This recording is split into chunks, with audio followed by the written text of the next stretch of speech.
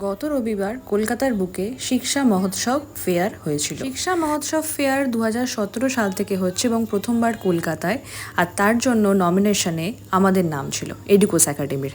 Educos একাডেমির দুজন faculty গেছিলাম, বায়ো অ্যান্ড কেমিস্ট্রি। আমাদের নাম রেজিস্ট্রেশন করার পর জানতে পারলাম যে একটুখানির মধ্যেই শুরু হয়ে যাবে এক্সেলেন্স এডুকেটর অ্যাওয়ার্ড। আমরা ওয়েট করছিলাম কতক্ষণে আমাদের ডাক আসবে।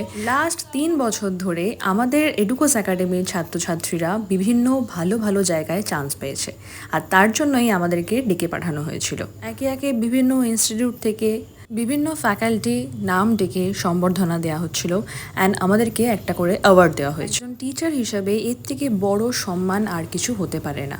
এডুকোস একাডেমি সবার কথা ভেবেই এগোচ্ছে এবং তারপরে আমাদের অ্যাওয়ার্ড সেরিমনি শুরু হলো।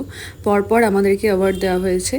অবভিয়াসলি পরবর্তীকালে এরকম আরও অনুষ্ঠানে এডুকোস একাডেমিকে দেখতে পাওয়া যাবে, কারণ এডুকোস একাডেমি একমাত্র সারা শ্রীরামপুর জুড়ে স্টুডেন্টদের ভবিষ্যৎ নিয়ে ভাবছে।